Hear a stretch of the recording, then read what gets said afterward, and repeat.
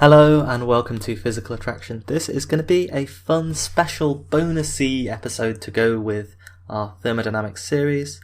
It's going to be split into two parts, one of which is free and the next one of which you can pay for if you'd like to hear more on this story. I like to do these every now and again when there's a particularly fun tangential thing that comes up. And in the course of researching the laws of thermodynamics, I got caught up in so many different free energy conspiracy theories. So I looked into some of them, and I found a whole bunch of really entertaining stories. So here we go. There is no such thing as free energy.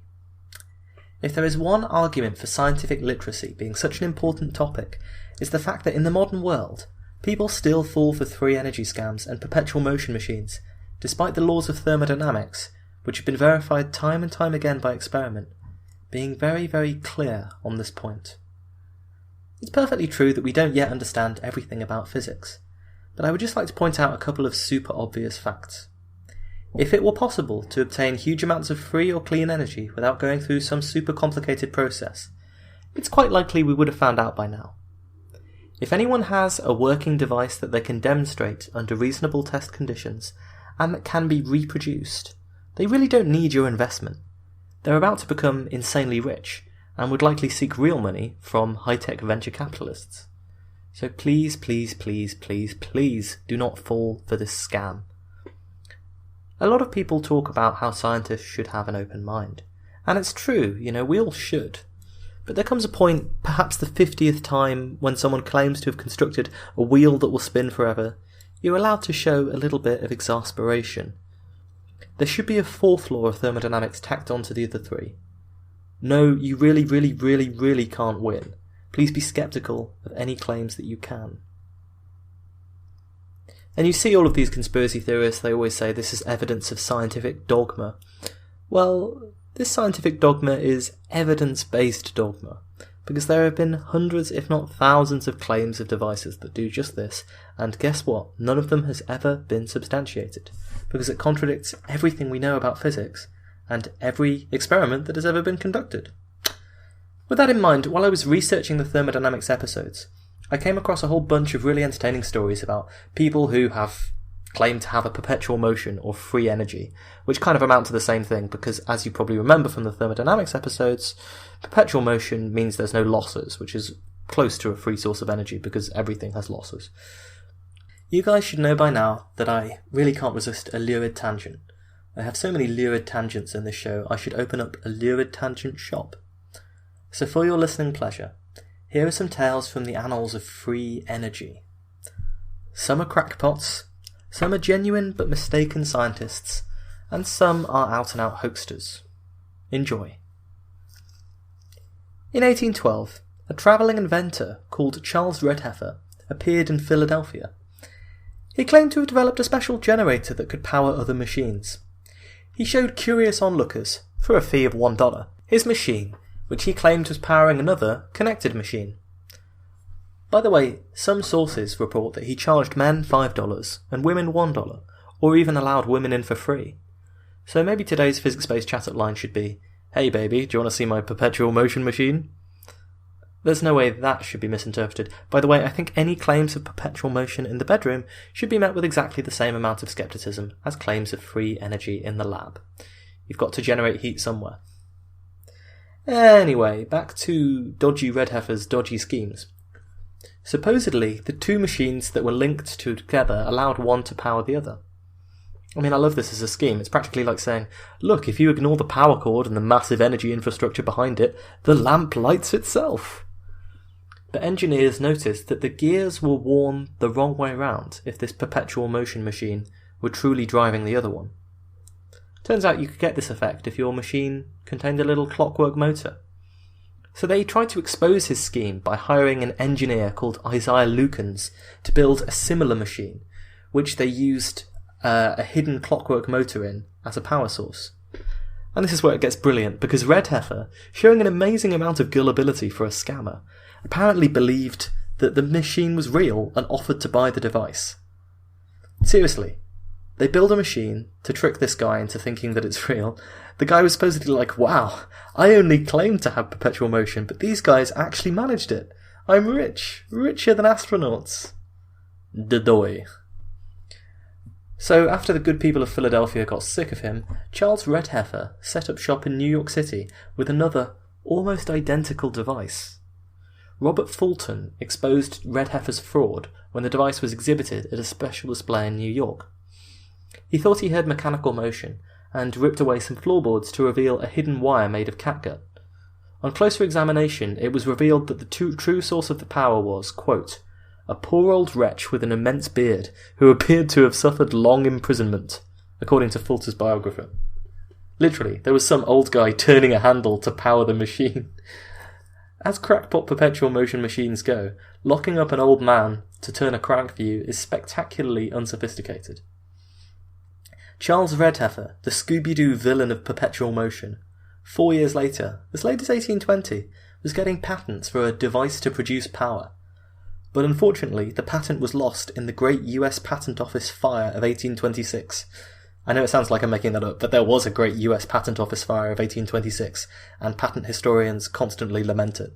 So we can't laugh at his rubbish patent. I'm going to guess that his major innovation in those 4 years was probably using 2 imprisoned old men instead of 1. Twice as efficient. He disappears from the historical record at this point. If there's justice in history, and sadly the evidence doesn't stack up in favour of that hypothesis, he's stuck somewhere, turning the crank on someone else's machine. Now, the internet absolutely loves Nikola Tesla. You know, the eccentric, brilliant scientist who did all of the research and inventing that was clearly so much better than Edison, but lost out to Edison in terms of actually making profit. So you've probably heard the stories about, for example, the electrical current wars. Thomas Edison supported DC current, while Tesla supported AC current. Edison probably didn't electrocute an elephant just to prove his point. There's this long-standing historical story/urban legend that Edison, determined to prove that DC current was better than AC, electrocuted an elephant with AC current to say, look how dangerous it is, it can kill an elephant. Although it is true that Topsy the elephant was electrocuted by AC current by Edison engineers. But this happened years after the Format War had been settled and Edison didn't personally attend.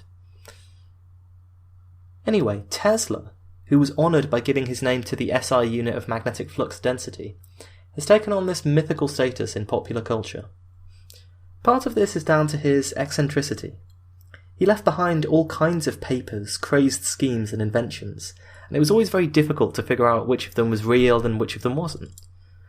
Among them, an idea to improve human brain capacity using electricity. In 1912, he crafted a plan to make dull students bright by saturating them unconsciously with electricity, wiring the walls of a schoolroom and, quote, saturating the schoolroom with infinitesimal electric waves vibrating at high frequency. According to Tesla, this would make them smarter? Not really clear on how this was supposed to work. Maybe he took the phrase bright spark too literally. And towards the end of his life, he hosted these rather crazed birthday party press conferences. Because, you know, what really improves a birthday party is a good old press conference where you announce your latest crackpot invention. So at the 1932 occasion, Nikola Tesla claimed that he'd invented a motor that would run on cosmic rays. Of course, people will tell you that the cosmic ray flux is nowhere near good enough to do that. Even the most energetic cosmic ray that disperses in the upper atmosphere is basically not enough energy to power a motor. It's about a joule, and the flux of them overall is very low, those high energy rays. In 1933, at age 77, Tesla told reporters that after 35 years of work, he was on the verge of producing proof of a new form of energy. He claimed it was a theory of energy that was violently opposed to Einsteinian physics, and could be tapped with an apparatus that would be cheap to run and last 500 years. He also told reporters that he was working on a way to transmit individualized private radio wavelengths, working on breakthroughs in metallurgy, and developing a way to photograph the retina to record thought. At the 1934 party, Tesla told reporters he had designed a superweapon he claimed would end all war. He would call it Teleforce, but it was usually referred to as his death ray. Tesla described it as a defensive weapon that would be put up along a border of a country to be used against attacking ground-based infantry or aircraft. So here we are, this crazy old man who is basically responsible for the stereotype of a physicist as a crazy old man, So is what I'm saying that Tesla was a total crackpot and risking the wrath of the internet? Well, sort of. He was clearly extremely eccentric. But at the same time, it's obvious that when Tesla lived, people were still getting over how incredibly useful electricity was. And indeed, in many ways, we're still kind of getting over how incredibly useful electricity is, right? And people did really think that it was a panacea, while the applications were still being explored. People wanted to use electricity on everything, kind of like the hype around AI today, but only magnified by a factor of 100. So the fact that Tesla had a scheme to make kids smarter by wiring the rooms of the classroom and pumping their brains full of electromagnetic waves should probably tell you that he too was convinced and evangelical about the possibilities of electromagnetism to solve the world's problems. For example, one of the things that he was working on is the famous flying saucers. So yes, magnetic levitation absolutely is a thing, and you can do it, and people are still working on and building trains that operate via magnetic levitation. I've been on one. But is it practical to lift a flying saucer many feet off the ground and use this as a means of transportation? It turns out no, certainly not with current technology. It seems to me like Tesla got a little bit carried away. And he should have known better than to have claimed to have a new or free form of energy. Now, Tesla did discover, alongside several others, the fact that you can harness ambient electromagnetic radiation as a source of energy. So there is electromagnetic radiation in the world around us. The energy density of it is quite low, and the problem here is one of energy density. So you can get a few millivolts from it, and this is how certain types of crystal radio work, for example. And Nokia even once considered using it to charge phones, although they later decided that it was uncommercial. But to get anything substantial, you need a really huge generator. And, why bother harnessing little dribs and drabs of ambient radio waves and electromagnetic waves that come off objects here on Earth, when there's a huge source of very intense electromagnetic radiation in the sky? They call it, the sun. So especially these claims that he made at the end of his life that he was close to a breakthrough in terms of producing a new form of energy, these have really inspired hoaxers, fraudsters, and other various miscreants. Again, I would just say, it's been a century since Tesla died. I know he was very smart and probably ahead of his time in a lot of ways, but to think that you'd be a century ahead of everyone else, and that no one would get anywhere close to what you were claiming in the next 100 years, it credibility a little bit. And of course, all of the people who now claim to have access to this technology that Tesla never finished, it's ridiculous. But of course, it's a perfect storm, really. Everyone recognises that Tesla was a genius who was often battling against scientific convention. He's considered misunderstood, and he made these wild claims about his own research in the classic birthday party press conference. So if you're a conspiracy theorist, he really is the perfect guy to prop up as your hero. But in most of these cases, you can imagine that these people have little idea about the real significance of Tesla's work.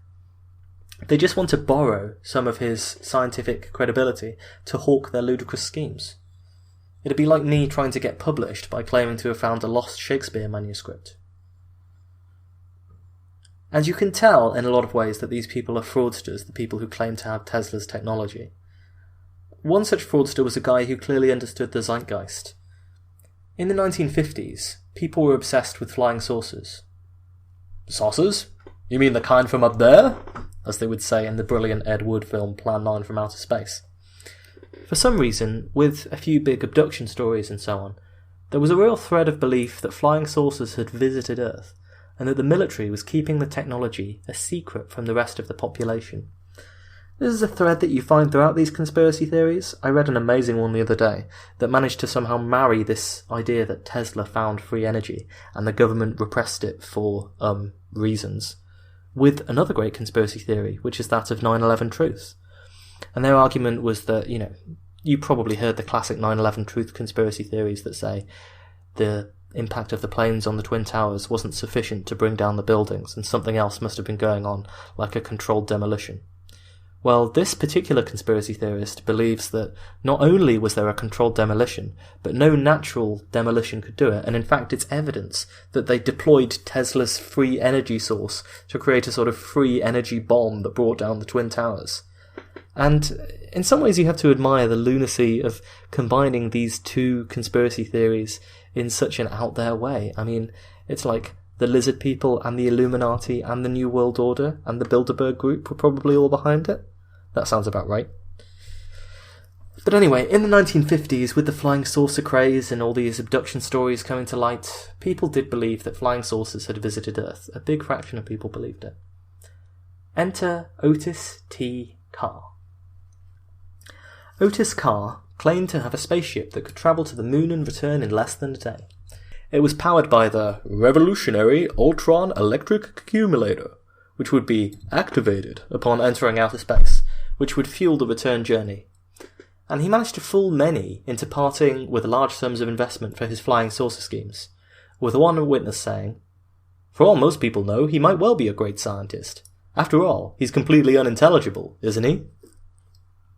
Carr and his apprentice Colton secured hundreds of thousands of dollars from wealthy investors and contactee-oriented saucer fans.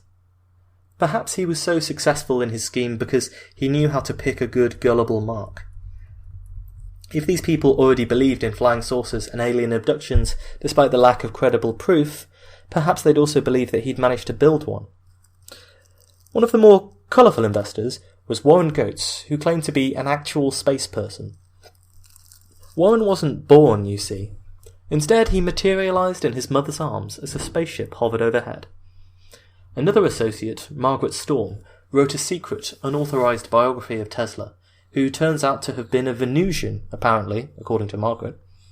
So everyone, this is very important. We're not saying that Tesla was a Martian. That's an absolutely ridiculous claim. But there is incontrovertible evidence that he did in fact come from Venus. So early demonstrations showed nothing more than a device that could produce a low hum, which I can also do. But Carr, apparently convinced by his own invention, went for a large public demonstration in 1959. Early demonstrations showed nothing more than a device that could produce a low hum. But Carr, apparently convinced by his own invention, went for a large public demonstration in 1959. This is a really common thread with these lunatic inventors. What they usually do is set some date for a huge public display of the technology. Then, when they're trying to get people to invest in it, they can say, "Look, of course this is real. I called a big meeting and invited a whole bunch of people. My reputation is at stake. I don't want to spoil the surprise by demonstrating it too early. I just need a little money to get it off the ground." Literally, in the case of Otis Carr's flying saucers. And if you believe that, I've got a bridge in Brooklyn to sell you. But of course, this big public demonstration to prove my credibility thing, it does kind of fall apart when your technology doesn't work at all. And sure enough, at the last moment, he claimed to be feeling unwell and skipped town. The excited crowd that had gathered to see his saucer fly was shown only a small wooden model of his, quote, ideas. Imagine how you'd feel if you'd signed your savings over to him. In 1961, Carr was fined for securities fraud and spent some time in prison before retiring to obscurity in Pittsburgh, likely still with a good deal of the profit he'd made from the gullible investors. One of the things that I found absolutely astounding while I've been researching some of these scammers is just how difficult it is to find unbiased research about them. When you look up specific individuals, especially like Otis Carr, more often than not there are still websites out there that are trying to claim that these people were genuinely onto something, decades after they were obviously exposed as fraudsters. Okay, so maybe I shouldn't be so shocked, I tell you, that the idea that the internet is full of conspiracy theory websites. And naturally, they're all trying to sell you something or other. But it never ceases to amaze me that in the 21st century, people are still trying to resolve the mystery of Otis Carr. It's not exactly a mystery, is it? Here's a quote from the man himself. Otis Carr. Escaping from the immediate gravity pull of the Earth plus the heavy atmosphere of the Earth enables us, just as our satellites are doing now, to join a universal free energy system. They have a velocity now of 18,000 miles per hour, more or less, without any expenditure of energy whatsoever. Now, any energy attached to this would immediately throw them into a higher velocity orbit, which would expand them further into space. This is extremely easy to do. We feel that our craft will gradually escape and possibly escape the atmosphere of the Earth, and then we can handle velocities almost unimaginable in reaching other gravity systems. So, describing this as free energy shows a lack of basic scientific literacy. You can do the calculations that he's talking about to a high degree of accuracy with Newton's laws. It's just a consequence of there not being many materials for air resistance and friction in space. Yet I quoted this source from a web page that is insisting that Otis Carr's research is real, that the government not only knows how to build flying saucers, but has also colonised other worlds, and that NASA is a hoax designed to keep us in the dark about how advanced our space program really is. It's downright depressing, and a shame that so many people who evidently recognise and understand that we're in an energy crisis, and that space travel is exciting, it's a shame they aren't using their intelligence and time more productively than chasing after a decades-old scam. I have a lot more sympathy for the perpetual motion pursuers from long ago. As we mentioned in the episode on thermodynamics, it wasn't always understood that conservation of energy was such a fundamental law of nature. After all, there seem to be all kinds of things that, to a naive point of view, violated this rule. Magnets, for example, seemed to move when you brought them close together, without being externally forced. There was obviously something weird going on with gravity. And the second law, you can't break even, entropy always increasing, this is even less obvious. For example, take a spinning wheel. It was clear to the ancients that if you designed a better wheel, it would spin for longer once you set it in motion. So they played this dangerous extrapolation game. Surely if you designed the perfect wheel, it could spin forever. We now call this perpetual motion machines of the second kind. So the first kind give you free energy, and the second kind just never slow down. And I see some people say in various places, most recently in the YouTube comments section for yet another claimed perpetual motion machine that, like all the rest of them, doesn't work, that a perpetual motion machine of the second kind is useless since you can't get free energy out of it. But that's not strictly true. If you could build a wheel and set it spinning and it spun forever, it would be a perfect store of energy. And that's not something we currently have. There are no perfect stores of energy. It would be incredibly useful for us if you could make this. Energy storage is a huge problem, especially given the current restrictions on the availability of some renewable energy sources. So if we could find something that could perfectly store energy for all time, such as a perpetual motion machine, it would be very useful and better than many of the systems that we currently have.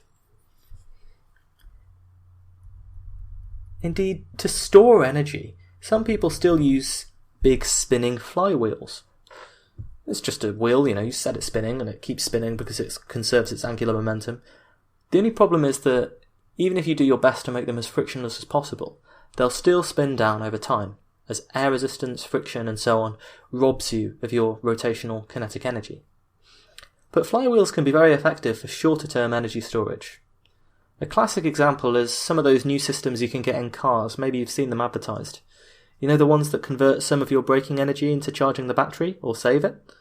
Usually what they do is they use it to spin up a flywheel, and then the energy is extracted later. If the flywheel has mechanical bearings that actually touch each other, they usually lose around 20% of their energy in a couple of hours. But with magnetic bearings that involve less friction, you can reduce that to only 5% of energy a day. So you can already see that flywheels might be useful under certain circumstances. Let's say you had an electricity grid powered by a lot of solar and wind. During the day, the solar wheel powers everything and accelerates the flywheels until they're losing a lot of energy. Then at night, energy is extracted from the flywheels to power other things. Of course this involves losses, but since you waited less than a day, you won't lose too much due to the flywheel spinning down. Most of it will be in the conversion, but since we generate electricity by rotating things essentially, that conversion rate will be pretty good. And indeed in some places the grid already uses these as a storage system. When excess power is generated, they automatically spin up, and when it's needed, they extract energy from the wheels. So they're also really useful if you need to produce a sudden surge of power for a very short amount of time, without worrying too much about the grid. So for example, there is a JET, the Joint European Torus Experimental Fusion Reactor, in Culham, in Oxfordshire. Now that needs to operate only a few times a year, but it needs to operate incredibly powerful electromagnets to contain the plasma, but only for a few seconds or minutes at most, since they're just doing experimental runs. If you suddenly made demands for all that energy from the local grid, it might cause power blackouts, and the students of Oxford will not be very happy with that. So what they do is, before the experiment, they charge up a big array of flywheels in the hours before the experiment, and then the flywheels deliver most of that kick of power that the fusion reactor needs. That way they don't have to suddenly demand a whole load of stuff and crash the grid. So the point of all this is 1. A perfect rotating wheel that never lost any energy would be incredibly useful. 2. People have been working on wheels for literally thousands of years, and in the modern era we're still making improvements to their efficiency and their capacity as energy storers. And, surprise surprise, no one has managed to make a perfect one yet. But I have a lot of sympathy for the ancient figures who tried this trick, like Bhaskara II of India. He should probably get a pass compared to some of the other figures on this list. He invented his wheel in 1150, hundreds of years before we understood the laws of thermodynamics. The concept behind the machine is similar to a lot of perpetual motion machines you'll see today. It's a wheel of spokes partially filled with mercury. As the wheel spins, the mercury tilts into different parts of the wheel, driving its rotation onwards. The gravitational force of the mercury sloshing into different bottles acts to pull the wheel around, so once set in motion, it continues rotating. This kind of system is called an overbalanced wheel, and as I mentioned, it's still used by a lot of perpetual motion advocates today. The wheel essentially converts between rotational kinetic energy, as the bottles rotate, and gravitational potential energy, as the bottles are lifted up into the sky. While such a design can carry on running for a very long time if friction is kept low, and even cheap versions of it can run for hours, it's not generating energy, and such flywheels are less efficient at storing energy than other technologies. Eventually, friction will cause the rotation to decay. Bhaskara may have constructed an impressive wheel, and thought that if he polished it enough, he would attain perpetual motion. But if this method was possible, we probably would have worked it out in the intervening 850 years. It amazes me that you can still find people on YouTube with similar designs claiming they figured out perpetual motion, and you can still find people in the comments saying, "I'm very keen to learn more about your device, please contact me on this number." Of course, some energy scams don't even use all that much pseudoscience in their definitions at all. Take the infamous case of Hongcheng magic liquid. In 1983, a most incredible scam was perpetrated in China by a bus driver with no formal scientific training called Wang Hongcheng. This is one of those where I just have to admire the audacity of the guy. You can't even hate him. He claimed to have invented a miraculous liquid that could turn ordinary water into fuel as flammable as petrol, simply by sprinkling a few drops of the magic liquid into the water. Amazingly, despite producing little explanation as to how this was supposed to work, Wang was able to convince the Chinese military and government to fund his research for a brief period of time in the 1980s. He must have had a convincing practical demonstration or magic trick. Maybe he had a vat of water and a vat of flammable liquid like ethanol that looks kind of similar, or something like that. By 1992-3, Wang was riding high. His magic liquid had led to a company that had received over $34 million in investments, despite never selling a working product to anyone. He had probably benefited from the low state of science literacy in China at the time, as his claims contradict all known laws of physics and chemistry. Eventually, the Chinese government, deciding that the situation had finally gone far enough, published articles debunking Wang in national newspapers. After refusing to demonstrate his invention for scientific appraisal, he was arrested and charged with fraud, and spent 10 years in prison in 1998. Little is known of his current whereabouts, but one thing is certain. He does not possess a magic liquid that can turn water into gasoline. Since reading about Wang Hongcheng, I've been questioning my own life decisions. Why work hard at scripting this show and studying when I'm clearly missing where the big bucks are? All I need to do is find a large population of people who don't know about science, make a whole bunch of crazy claims about what I can achieve, mention a few famous scientists, and convince them to give me their money. I even know the jargon, maybe my machine uses the intrinsic 0-point energy of quantum oogly boogly, or the unexplained spooky action at a distance repulsive power of Chaddock lines. Either way, it's free energy, but I still need your money, capiche? Even though I have this limitless supply of free energy, I just need a little bit of money to get it off the ground. But something like this would never happen in the modern world, right? People would never be taken in by such an obvious con man.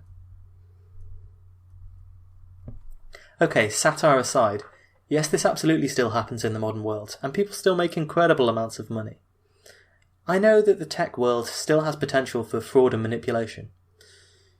There are legitimate reasons why you'd want to keep your technology a secret, so that others don't imitate it before you're ready for market, so you continue working on the revolutionary breakthroughs that just need a few more tweaks. That kind of thing. But there are some people who keep their technology shadily secret because it doesn't work. Because it's a free energy scam. And in the next episode, which in my get-rich-quick scheme you'll be able to purchase through the website, I will talk about all of these modern free energy scams that are around at the moment. I'll talk about Storn Limited, I'll talk about Andrea Rossi and Cold Fusion, the ECAT, the Orbo Power Cube. There's some truly amazing stories out there. Lots of grifters and people of that sort. And if you want to download that episode, you can go to Patreon. You'll be able to find it there, hopefully at the same time as I release this episode. Or you can go via our website, and you can go to PayPal. If you donate $3 via the PayPal link, I will send you a copy of the episode. Please leave an email so I can send you the episode. And yeah, I hope you'll enjoy it because it's all about modern scams. So if nothing else, if you're looking at investment opportunities for free energy, maybe I can help you out.